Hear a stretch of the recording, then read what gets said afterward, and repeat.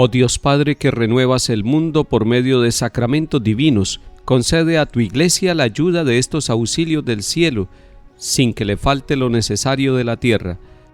Iniciemos esta semana en el nombre del Padre, y del Hijo, y del Espíritu Santo. Amén.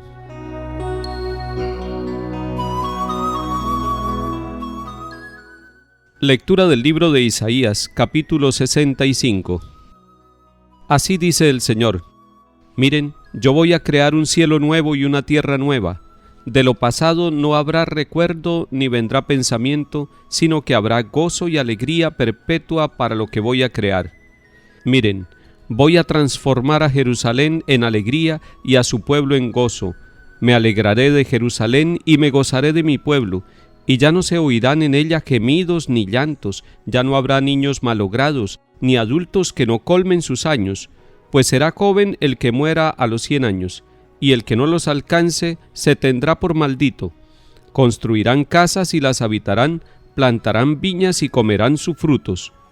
Palabra de Dios. Te alabamos, Señor.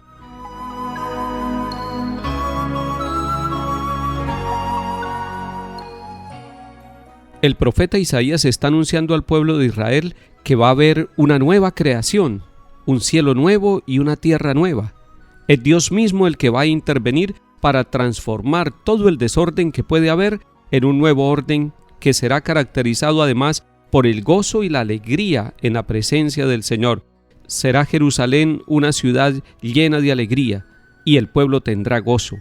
Es una promesa de Dios, es un anuncio de lo que Dios puede hacer.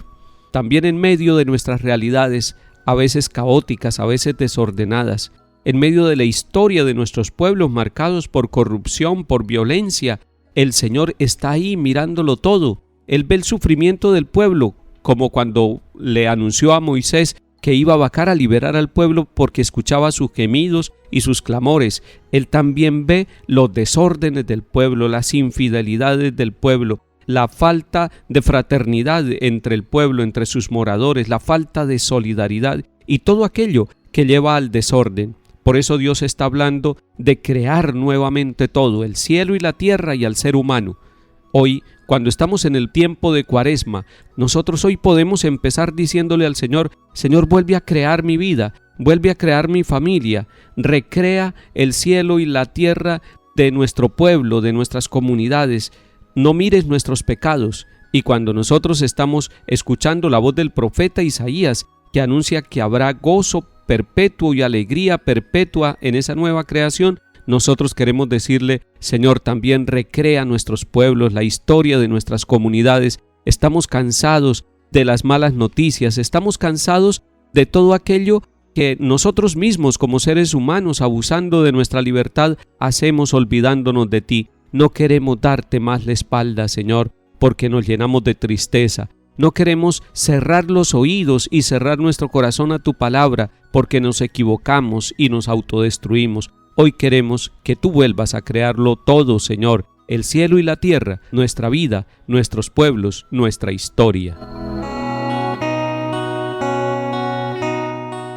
Salmo 29. Te ensalzaré, Señor, porque me has librado y no has dejado que mis enemigos se rían de mí. Señor, sacaste mi vida del abismo, me hiciste revivir cuando bajaba a la fosa. Toquen para el Señor, fieles suyos, den gracias a su nombre santo. Su cólera dura un instante, su bondad de por vida. Al atardecer nos visita el llanto, por la mañana el júbilo. Escucha, Señor, y ten piedad de mí. Señor, socórreme. Cambiaste mi luto en danzas. Señor Dios mío, te daré gracias por siempre. Lectura del Santo Evangelio según San Juan, capítulo 4. En aquel tiempo salió Jesús de Samaria para Galilea. Jesús mismo había hecho esta afirmación: un profeta no es estimado en su propia patria. Cuando llegó a Galilea, los galileos lo recibieron bien porque habían visto todo lo que había hecho en Jerusalén durante la fiesta, pues también ellos habían ido a la fiesta. Fue Jesús otra vez a Caná de Galilea, donde había convertido el agua en vino. Había un funcionario real que tenía un hijo enfermo en Cafarnaún. Oyendo que Jesús había llegado de Judea a Galilea, fue a verlo, y le pedía que bajara a curar a su hijo que estaba muriéndose. Jesús le dijo: como no vean signos y prodigios, no creen. El funcionario insiste: Señor, baja antes de que se muera mi niño. Jesús le contesta: anda, tu hijo está curado. El hombre creyó en la palabra de Jesús y se puso en camino. Iba ya bajando cuando sus criados vinieron a su encuentro diciéndole que su hijo estaba curado. Él les preguntó a qué hora había empezado la mejoría y le contestaron: hoy a la 1 lo dejó la fiebre. El padre cayó en la cuenta de que esa era la hora cuando Jesús le había dicho: tu hijo está curado, y creyó él con toda su familia. Este segundo signo lo hizo Jesús al llegar de Judea a Galilea. Palabra del Señor. Gloria a ti, Señor Jesús.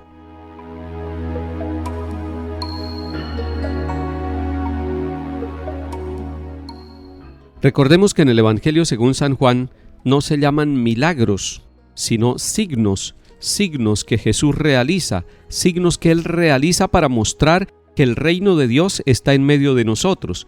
En la vida suya y en mi vida también hay pequeños y grandes signos de la presencia del reino todos los días. Hoy el Evangelio de Juan nos está presentando en este capítulo 4 el encuentro de un papá que está buscando a Jesús, que está buscándolo para pedirle un favor para su hijo, y va de un pueblo a otro, va desde Cafarnaún hasta Caná de Galilea, con tal de encontrarse con Jesús y para pedirle que baje él mismo a curar a su propio hijo. Interesante que los papás se ponen en camino para buscar a Jesús. Ese fue un primer camino. Va a buscar a Jesús, va y lo encuentra. La respuesta de Jesús es un tanto dura. Le dice a este papá que va y le cuenta todo lo que está sufriendo con un hijo que está moribundo. Le responde el Señor Jesús: como no vean signos y prodigios, no creen. Es decir, le está diciendo: ustedes necesitan los signos para creer. Y lo más importante es el orden distinto. Primero hay que creer y luego vienen los signos. Los signos deberían ser la consecuencia y el fruto de una fe puesta totalmente en el Señor. Sin embargo, el funcionario no se da por derrotado, no se desanima y le insiste al Señor. ¿Por qué le insiste? Primero le insiste porque ve a su hijo sufriendo allá en su pueblo natal, en Cafarnaún. Y segundo, porque ve en Jesús alguien que puede ofrecerle la sanación y la solución del problema de salud de su hijo. Este papá insiste: Señor, baja antes de que muera mi niño.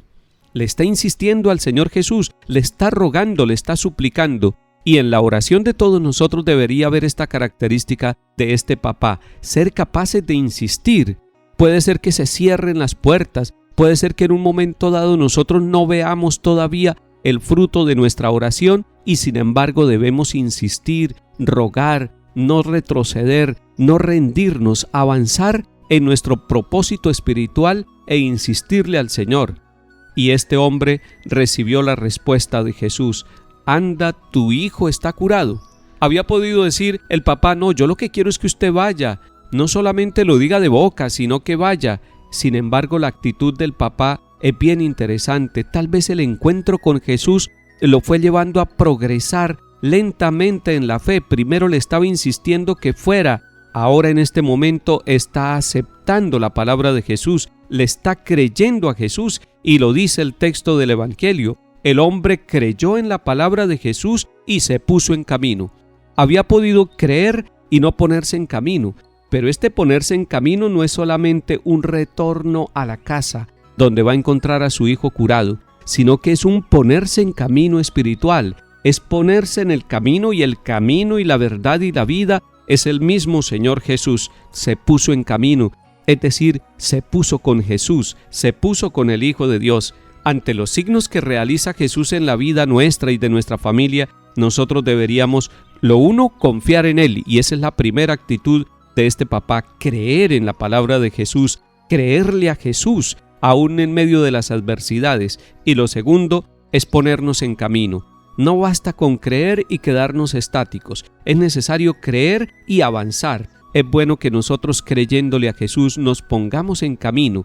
Y se puso en camino hacia su casa, encontró a su hijo curado, creyó él con toda su familia. Ese es el camino, que la persona que tiene la experiencia dentro del hogar, sea quien sea, el esposo, la esposa, uno de los hijos, sea capaz de transmitir esa buena noticia, y entonces el verdadero signo no es solo la curación de la enfermedad física del muchacho, sino que toda la familia empieza a creer en Jesús. Toda la familia recibe esa nueva condición porque todos se ponen en camino descubriendo que Jesús es el Hijo de Dios. Ojalá que la familia de los enfermos se ponga en camino, creyéndole al Señor Jesús y ayudando a que el enfermo encuentre el consuelo y la fortaleza en el Hijo de Dios. Que el Señor nos bendiga y acompañe en el nombre del Padre, y del Hijo, y del Espíritu Santo. Amén.